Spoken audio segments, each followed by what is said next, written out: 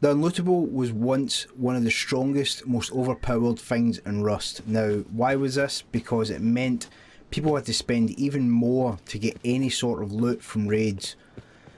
However, in recent patches, the Unlootable was patched drastically to the terms where it was deemed irrelevant to use. Now, we first done the original Unlootable back in January 2018.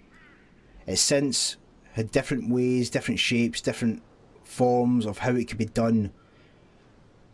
Since I come back, I decided to look at the Unlootable and see if we could try and regenerate how it was done, and I think I've managed to actually do that.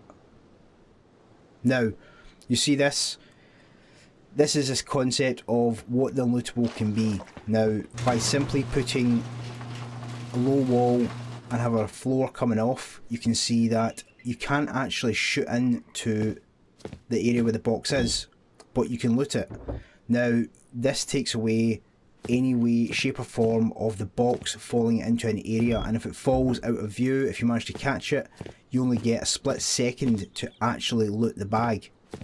So it shows that it can still be done. Now, this as a concept is not the most ideal solution. Now, I do know you have to jump quite a bit sometimes, it can take a while to get a hang of, you have to angle it properly, but it does work. So it comes down to how much do you want to protect the loot. We did find that using stone walls is a bit more difficult, it takes quite a lot of jumping around to actually do it. However, using the metal wall is a lot easier. Now, if you think this is too big, don't worry, you can actually break it down into a triangle solution, but just bear in mind that the first box can potentially be looted. So if you've got a small base, you just want to stick this onto the end of it or put it into a concept build. It's something you need to keep in mind. As you can see here, you can actually get into the side, so there's potential for that package to drop, but from the top it's the same as the other room, it ain't going to happen. Now, there is another potential way to tackle the Unlootable, which I'll show you at the end, which is another build which may be more towards your area. It uses shelves, is a lot easier to put into bases, but this for me works drastically well. Now, one key thing to note from this is make sure you use a lot of half walls, because if you only have one half wall and someone raids from back or side and you manage to get the one half wall you've used, it will just drop the floor in most cases. So that is something that you might want to make sure that you definitely use just to secure it a lot more. Now, to extend off this by using all the half walls as well, because the more half walls you put in place and the further back you build this, is going to cost people more to actually get in. Now, obviously taking them from behind you can splash damage, but if someone's inside already, they're probably going to work deeper within inside rather than do it outside because it's safer. Now, even if someone's got the TC, they're still going to have to work hard to try and get this because you can't place a box down. Theoretically, the best way to raid this would be to take the top box first, go through the floor and go down. That would be the cheapest way, but that's still using stone. It's 8 rockets per loot room if you can't get the splash damage. But if you are a clan, say, and you want to keep continuing this method, you can make it an absolute nightmare for anyone trying to get through. But again, things you need to think of is from above splash damage, so make it into rooms like your normal base would be. Probably sheet metal, so it doubles the raid count of what it would cost to actually get into that. As you can see now, I'm just continuing the same method all the way along, putting the actual half walls and floor in place. Now, any base is raidable. The Unlootable is mainly to make people spend as much as possible to raid your base.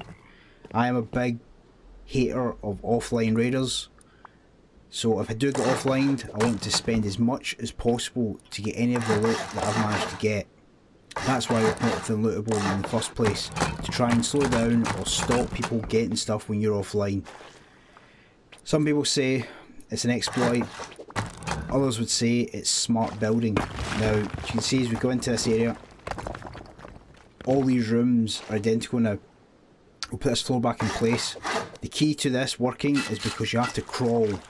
The colliders clash and you can't jump high enough at the same time shooting to get the loot. when it drops. That's why this works. Now, as I said, if you're a clan, this would be ideal of this size. This would be your main bunker loot room, if you like, where everything sits. Lock it all down and you just crawl in between both sections. Very, very simple, very easy to do, and it just works. Now, I've continuously tested this by using flamethrowers, fire arrows. I could not get the loot box to stay in my inventory. Anytime I did manage to click it, as soon as the bag dropped to the floor, it disappeared. So, as an unlootable, yes, this method is a little more awkward and it can be time consuming, but as I said before, it depends what you want to have as a loot room. If you're determined not to lose your stuff when people go offline, this could work for you. The next method that I will show you may actually be a bit better because it's easier and you can get to it a lot quicker as well. However, you can't have as much loot. Now, the second method, as I said, is a bit simpler, but you can't get as much loot, but you can actually save the loot that you've lost if someone's actually destroyed the boxes. Now, using the shelves and using the same technique of having to crouch to jump up and get actually into the box, the gliders stop you from actually getting too far. Now, you don't have to use furnaces. There's just an example. You could use twig stairs and just demolish them when you're not online, and again, you can see you can get to it. And if those loot bags drop, they're going to just drop straight to the floor. So with the bag being inside there, if you're quick enough, you can actually get the loot and put it back in place. Now, to build this, extremely simple. This can be integrated into practically any loot room that you wish to use. Now, using the technique of the shelves is a bit different for me. However, as I said, it does work.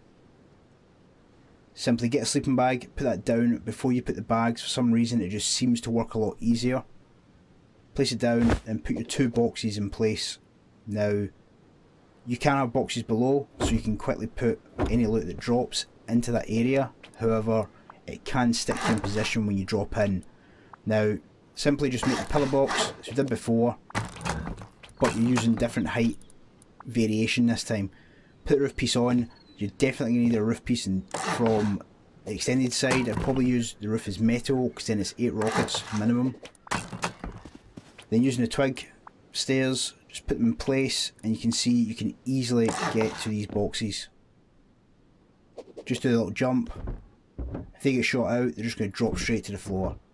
So guys, there you go, 2 newish unlootables.